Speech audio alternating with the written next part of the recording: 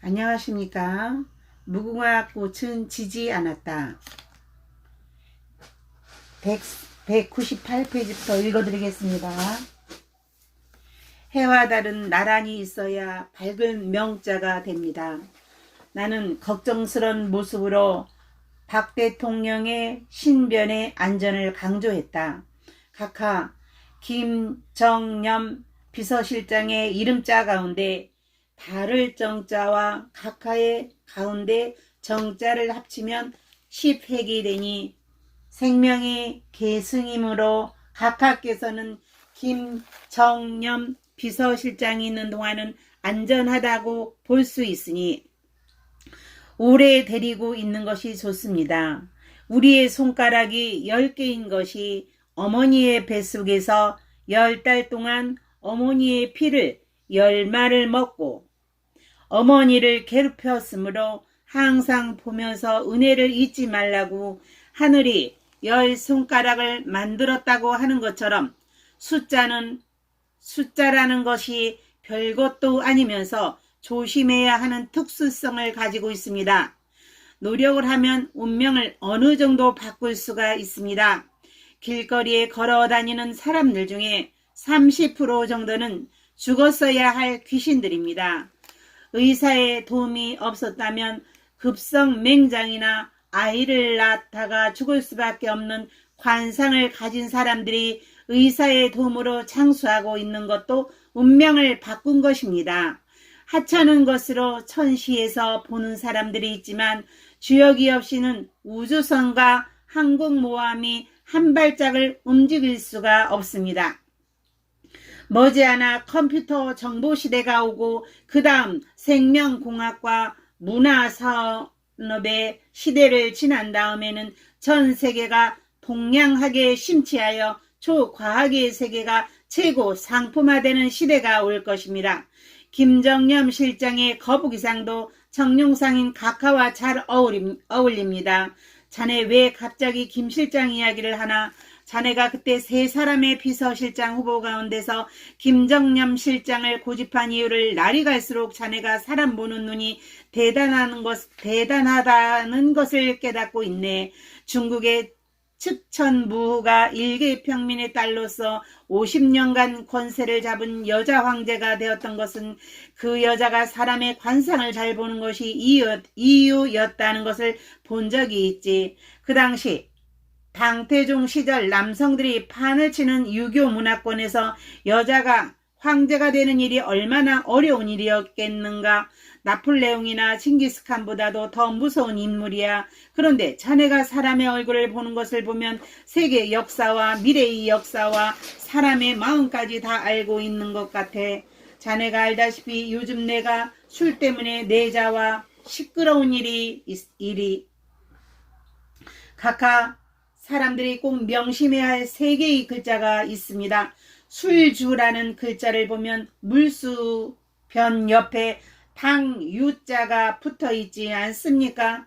그것은 술을 마실 때는 닭이 물을 먹듯이 조금씩 먹어야 하며 먹는 시간은 유시가 되는 오후 5시부터 7시 사이에 먹어야 하며 닭이 머리와 턱에는 표시도 있고 올 때는 고귀하고 우는데 꽃기하고 우는데 이는 높고 귀한 쥐라는 뜻이니 술을 품위 있게 먹어야 한다는 뜻입니다.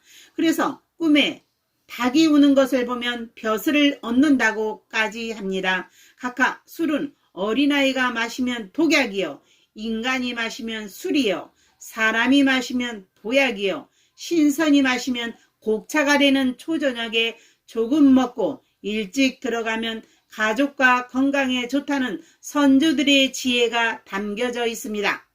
그리고 항상 밝을명이라는 글자 또한 명심하셔야 합니다. 날일과 달월이 밝을명자가 되려면 항상 같은 위치에 명이 있어야 합니다. 달이 여자라고 해서 날일자 밑에 들어가거나 위에 가면 밝을명자가 없어집니다.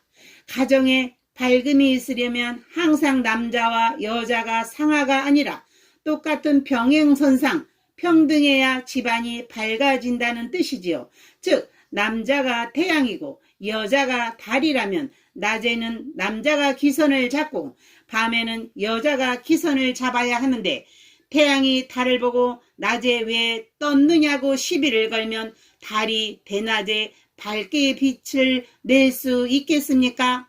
그리고 달이 태양을 보고 왜 밤중에 해가 뜨지 않느냐고 시비를 걸면 태양이 달을 닮아서 밤에 뜰 수 있겠습니까?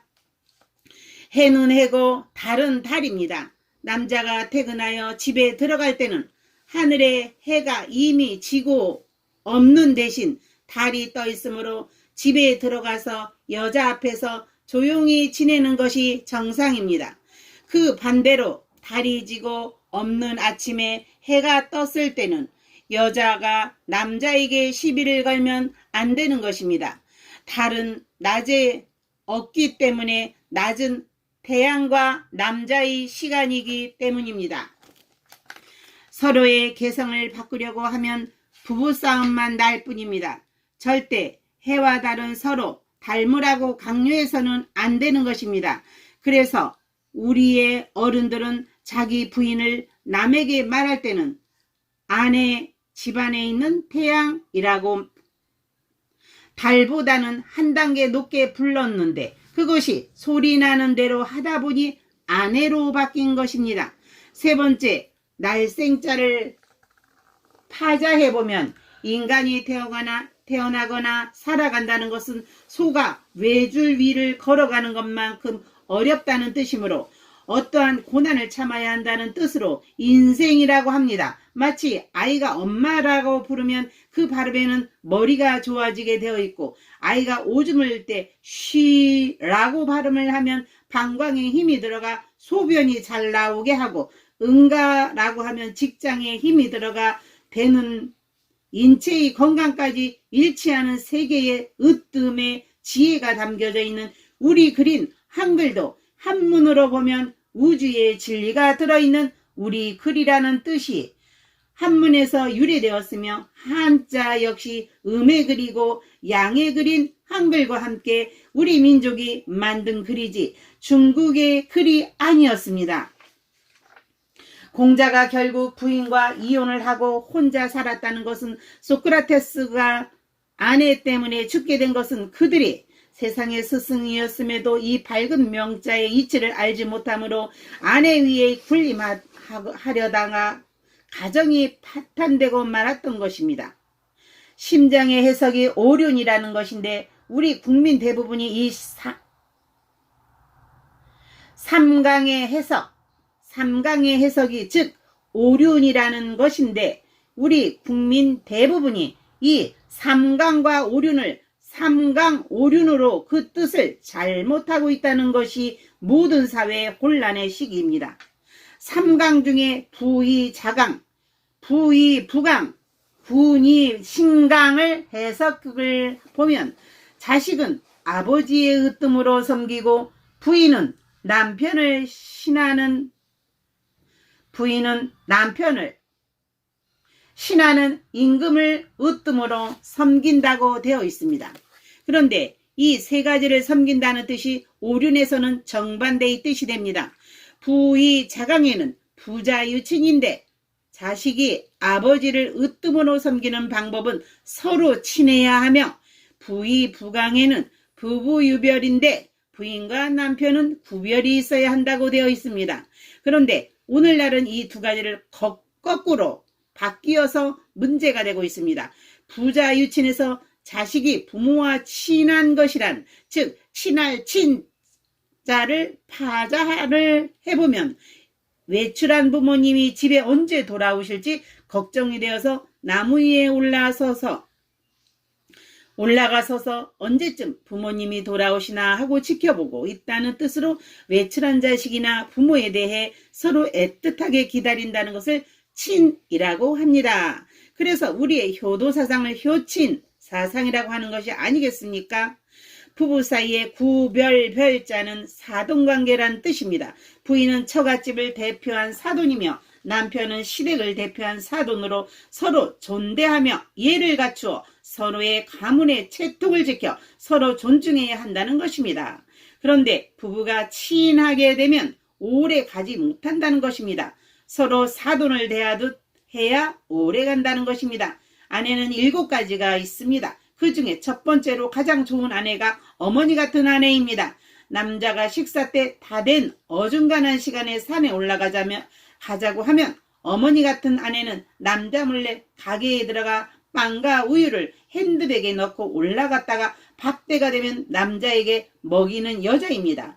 그런가 하면 어떤 여자는 왜 식사 때가 되어 배가 고파 죽겠는데 산에 데리고 와서 밥을 굶기느냐며 따지는 여자도 있습니다. 이럴 때 빵과 우유를 몰래 가지고 와서 남자가 식사를 거르지 않게 해주는 여자가 어머니 같은 아내입니다. 바로 유경수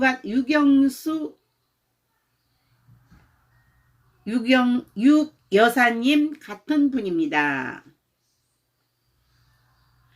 유경수 여자 같은 분입니다. 두 번째는 남편 잘못을 항상 이해해 주는 누이 같은 아내. 세 번째는 남편의 뜻을 잘 따르는 여동생 같은 아내. 네 번째는 신뢰할 수 있는 친구 같은 아내.